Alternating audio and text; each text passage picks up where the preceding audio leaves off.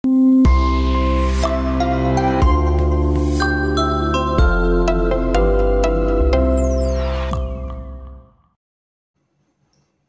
lagi di channel Omah Solusi Indonesia Studio Jambi. Seperti biasa, sebelumnya saya akan mengingatkan kembali kepada Anda yang mungkin memiliki pertanyaan, khususnya dalam hal macet tagihan kartu kredit ataupun KTA. Silakan Anda langsung WA ke nomor saya di 0823 7182 1616. Dan semua pertanyaan yang masuk nantinya akan saya coba bantu jawab. Baik, di video kali ini saya akan membagikan pengalaman pada waktu menghadapi debt call karakter 3. Ya, jadi seperti yang telah saya ulas sedikit mengenai debt call karakter 3. Debt call karakter 3 adalah debt call yang ditugaskan oleh bank untuk menagih kepada nasabah pemegang kartu kredit yang sedang mengalami gagal bayar. Dan ketika mereka melakukan penagihan tersebut, inti dari kedatangan mereka adalah pokoknya si nasabah harus bayar. Nggak mau tahu apapun alasannya, harus bayar. Nah, itulah debt call karakter 3. Nah, namun sebelum saya bercerita lebih lanjut mengenai si debt call karakter 3 ini, saya akan memberikan sebuah mindset dulu kepada Anda supaya Anda nantinya siap berhadapan dengan si debt call karakter 3. Jadi, karena debt call karakter 3 ini adalah karakter yang bisa kita bilang paling kasar di antara karakter yang lain, antara karakter 1 dan 2. Dan biasanya penampilan mereka memang lebih seperti seorang preman, bisa kita katakan begitu. Karena biasanya mereka mungkin berambut gondrong ataupun berambut cepak, berbadan besar, kekar, ataupun mereka pakai anting-anting ataupun bertato. Nah, tak jarang juga mereka suka menggunakan atribut atau jaket TNI, biasanya begitu juga. Nah, jadi karena penampilan mereka yang seperti ini, maka Anda harus memperhatikan atau menanamkan mindset yang saya akan berikan ini. Ya. Jadi mindsetnya adalah seperti apapun penampilan si debt call karakter 3 ini, itu mereka tetap adalah seorang utusan dari bank. Ya. Jadi bank tidak akan pernah mengutus seorang preman untuk melakukan tugas penagihan kepada nasabah. Ya, kenapa demikian? Karena apabila memang mereka menyuruh seorang preman dan akhirnya tak terduga terjadi suatu tindakan pidana yang dilakukan oleh si debt call tersebut atau preman tersebut, maka apa? Maka banknya pun itu akan harus ikut bertanggung jawab atas perbuatan si debt call-nya tersebut. Karena debt call tersebut yang menyuruh atau menugasi adalah si bank yang bersangkutan. Nah, oleh karena itu, seburuk apa atau semengerikan apa penampilan mereka, yang mereka tetap bukan seorang preman. Dan lagi, yang kedua adalah tadi yang pertama ya, jadi Anda jangan pernah memikirkan bahwa dia adalah seorang preman. Nah, karena itu, yang ini berhubungan yang kedua adalah bahwa karena mereka adalah utusan dari bank, maka mereka tetap akan tunduk pada aturan penagihan yang telah dikeluarkan oleh Bank Indonesia dengan adanya surat edaran Bank Indonesia nomor 14/17/DASP yang telah mengatur tata cara penagihan yang benar, mana saja yang tidak boleh dan mana saja yang boleh dilakukan oleh kolektor pada waktu melakukan penagihan. Dan apabila mereka keluar dari apa yang telah diatur tersebut, maka kita bisa memberikan mereka teguran. Ya, nah ini mindset yang perlu Anda tanamkan dulu di pikiran Anda. Ya. Nah, kalau setelah Anda tanamkan itu, saya yakin Anda akan bisa menghadapi kolektor ini dengan siap. Ya. Baik, saya akan lanjutkan untuk bercerita tentang debt call ini. Jadi prosesinya sama. Ketika si debt call karakter 3 ini datang ke rumah saya, semua yang saya lakukan kepada debt call karakter 1 dan 2 saya lakukan juga ke debt call karakter 3. Mulai dari dia saya suruh untuk tunjukkan surat tugas, KTP, lalu setelah cocok saya, oh ya maaf ada tambah dulu. Jadi tak jarang ada dari debt call karakter 3 ini ada yang datang dengan menggunakan jaket tentara atau TNI. Nah, ketika mereka datang seperti itu, Anda langsung aja di depan, Anda langsung, Mas, tolong dicopot dulu jaketnya. Kalau dia tidak mau, ya Anda tanya. Kalau gitu saya minta tanya, surat tugas, surat keanggotaan Anda sebagai anggota TNI mana? Nah, saya yakin mereka tidak akan bisa menunjukkan. Jadi dan akhirnya mereka pasti mereka akan melepas jaket tersebut. Ya, nah, oke saya lanjut. Jadi setelah itu, kalau memang pakai jaket, Anda suruh lepas dulu jaketnya. Setelah Anda cocokkan juga untuk wajah di KTP dengan surat tugas sama semua, lalu saya persilakan si debt call tersebut masuk. Dan di sini pun saya langsung sodorkan untuk buku tamu. Setelah buku tamu selesai diisi, saya langsung persilakan masuk ke ruangan yang telah saya sediakan, di mana dia duduk di kursi yang tanpa ada sandaran, dan saya duduk di sebelah di sisi kursi yang ada sandarannya. Dan juga sama seperti yang di karakter 1 dan 2, sebelum memulai pembicaraan saya langsung memberitahu bahwa semua percakapan antara saya dengan dia akan saya rekam sebagai bukti bahwa kita sudah melakukan komunikasi untuk membicarakan masalah tagihan yang belum saya bayarkan. Nah, setelah itu semua selesai, nah dibukalah pembicaraan. Biasanya si debt call karakter 3 ini akan melontarkan 3 bola panas kepada kita. Jadi bola panas yang pertama adalah sama dengan yang ditanyakan oleh debt call karakter 1 dan debt call karakter 2, yaitu mereka menanyakan mengenai tagihan yang belum kita bayarkan. Dan kemudian mereka menanyakan juga apa langkah kita atau rencana kita dengan tagihan tersebut. Nah, ini untuk bola panas yang pertama. Dan jawaban saya juga sama seperti yang debt call karakter 1 dan 2. Jadi saya langsung menunjukkan 2 buah surat yang telah saya kirimkan. Saya tunjukkan ke si debt call tersebut, Mas, untuk masalah tagihan saya, ini saya sudah mengirimkan 2 buah surat ini ke bank yang bersangkutan, bank penerbit kartunya. Ya, jadi yang satu ini surat permohonan keringanan, dan yang satu lagi adalah surat pernyataan kesanggupan bayar. Anda lihat di surat pernyataan kesanggupan bayar telah saya tanda tangani di atas meterai juga. Ya, lalu ini juga resinya, Anda bisa lihat resi pengirimannya telah saya kirimkan. Nah, jadi kalau Anda menanyakan bagaimana dengan tagihan yang belum saya bayarkan, ini ya, saya sudah mengirimkan surat permohonan keringanan. Lalu tadi Anda menanyakan apa rencana saya dengan tagihan yang belum saya bayarkan tersebut. Nah, jawabannya adalah saya masih menunggu untuk keputusan dari bank yang bersangkutan. Apakah surat pernyataan saya ini diterima ataupun ditolak. Nah, itu jawaban kita untuk bola panas yang pertama.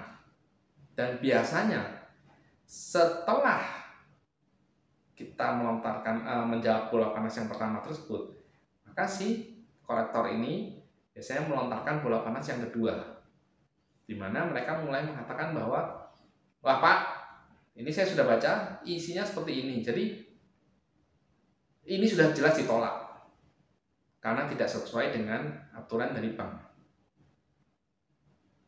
Ya, kalau isinya seperti ini, ya Pak Rudi namanya main-main, nggak ada niat bayar. Penawarnya hanya 100.000 per bulan. Nah, ketika dia mengatakan seperti itu, jadi bola panas yang kedua ini kita jawab dulu. Yang pertama, masalah soal ditolak oleh bank. Ya, saya jawab untuk itu bahwa urusan ditolak atau tidaknya saya tidak butuh hanya dengan sekedar percakapan, hanya sekedar dari omongan situ aja. Ya, itu surat saya kirimkan, saya tulis dan saya kirimkan secara formal. Maka saya juga pun mengharapkan bank akan menjawab saya secara formal, baik itu diterima ataupun tidak. Ya, itu untuk jawaban kamu yang tadi bilang katanya nggak bakal diterima. Saya butuh yang secara formalnya.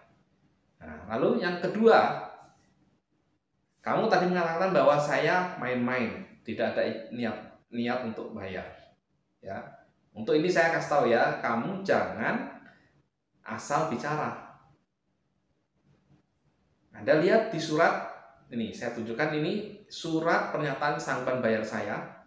Nah, Anda bisa lihat saya ada bertanda tangan di atas meterai. Anda tahu fungsi tanda tangan di atas meterai? Ya, saya beritahu bahwa saya sudah berani bertanda tangan di atas meterai. Itu artinya saya siap diproses secara hukum apabila saya mengingkari apa yang telah saya tulis atau sanggupi ini.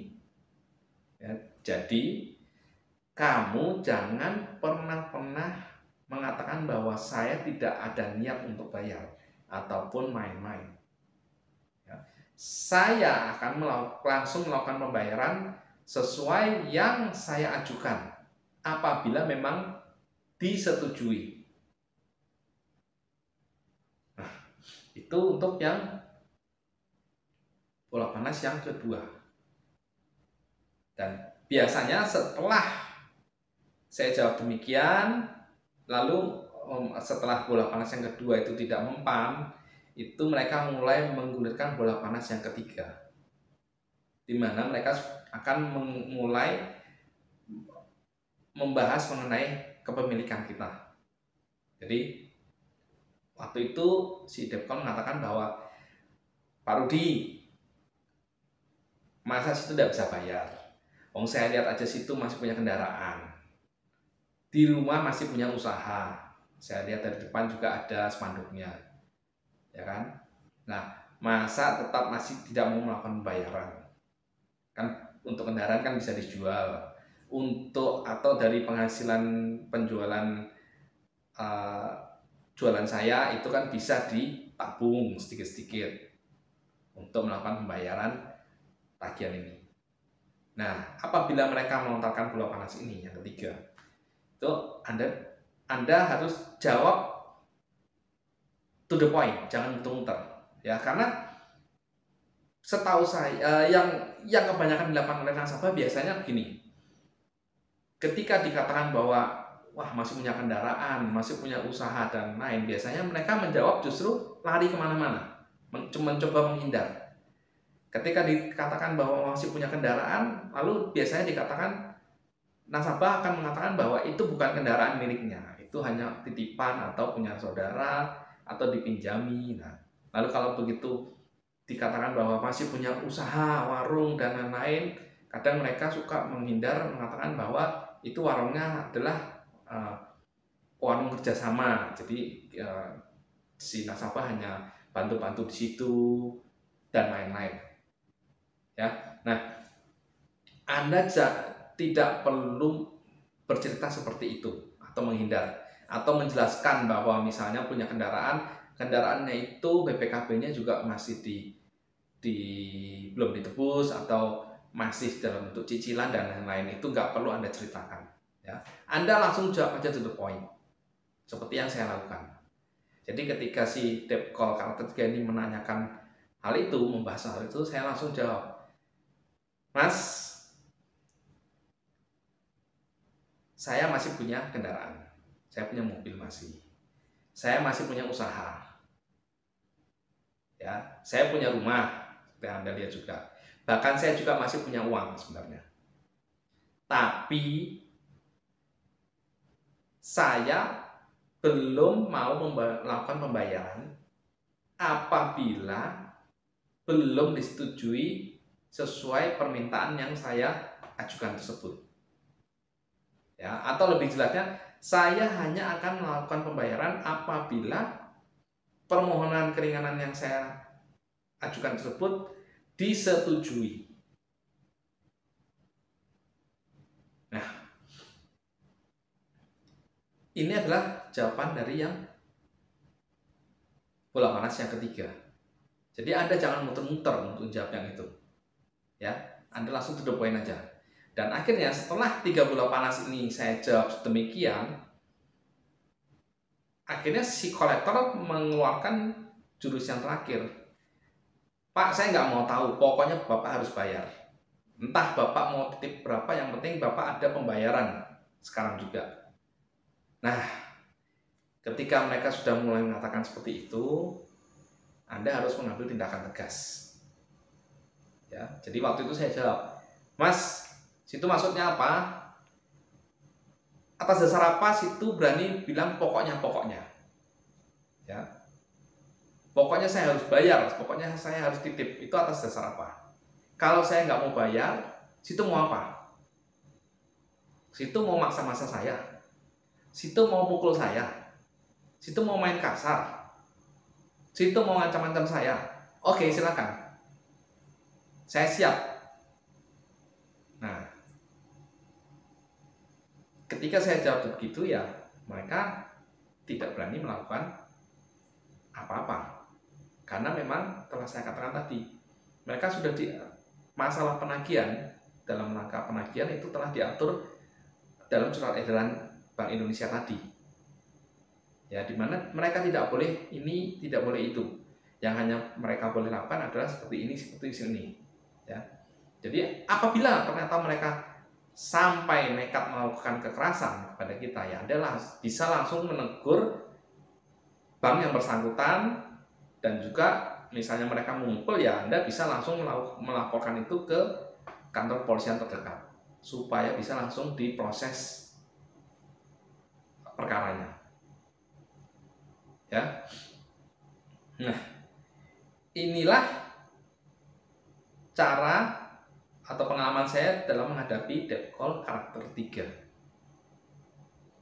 Ya, dimana Anda harus tegas dengan mereka ketika mereka tanya soal kepemilikan rumah dan kendaraan dan lain, Anda harus langsung tegas. Intinya Anda hanya mau membayar sesuai apa yang telah Anda ajukan. Ya. Nah, namun sebelum saya mengakhiri video ini, saya ingin memberikan tambahan mengenai keseluruhan dari masalah debt call ini. Ya, jadi untuk debt call baik itu karakter 1, karakter 2 dan karakter 3, ya itu Anda akan temui mereka selama paling cepat 3 bulan, paling lama 6 bulan nantinya. Ya, misalnya yang debt call karakter 2 itu si Fauzi ya, Fauzi itu Anda akan menemui dia itu sekitar paling cepat 3 bulan. Nah, paling lama 6 bulan. Ya, atau kita ambil yang 3 bulan. Jadi selama 3 bulan tersebut ya yang datang ya cuma Fauzi gitu. Atau misalnya debt call Fauzi datang ke tempat Anda nggak mengena, nggak mempan, ya mereka mengeluarkan debt call karakter 3-nya. Ya itu aja. Karena itu yang akan berlangsung selama 3 bulan. Nah, setelah 3 bulan itu maka mereka menyerah, mereka akan diganti dengan oleh PT lain. Jadi Fauzi istilahnya debt call karakter 1, 2, dan 3 ini yang pertama adalah 3 bulan pertama adalah PTA. Ya. Kita anggap supaya menakut-nakuti ya istilahnya ini PT pocong. Nah, PT pocong punya tiga karakter. Dia selama 3 bulan akan menakuti Anda itu nggak mempan. Nah, setelah 3 bulan nggak mempan, mereka diganti oleh PT yang kedua. PT kedua ini kita sebut misalnya PT Kuntilanak. Nah, PT kedua ini mereka juga punya 3 orang, ya, debt call karakter 1, debt call karakter 2, debt call karakter 3 juga. Nah, apabila selama 3 bulan ini mereka gagal lagi, ya nggak mempan lagi, itu mereka akan dilempar lagi, dipindah lagi digantikan oleh ke PT yang ketiga, PTC, ya, atau PT Gendruwo misalnya. Begitu terus. Jadi lamanya kita menghadapi debt call itu tergantung pada bagaimana kita menghadapi mereka. Apabila Anda bisa menghadapi seperti yang saya hadapi tersebut, ya mereka digantikan PTB digantikan PTC, akhirnya apa? Mereka menyerah karena apa? Dianggap wah ini nggak mempan, percuma. Pak Rudi ditakut-takuti si PTA yang tadi pocong nggak mempan, lalu dipindah lagi ke PT Kunti nggak mempan juga, dilempar ke PTC, PT Gendruwo juga nggak mempan, ya sudah, akhirnya mereka yang menyerah. Nah itulah kalau Anda pengen tahu berapa lama kita akan berhadapan dengan debt call. Ya, nah demikian video saya kali ini. Semoga bisa bermanfaat dan menjadi pembelajaran bagi Anda semua. Nama saya Rudi. Kita jumpa lagi di video saya berikutnya.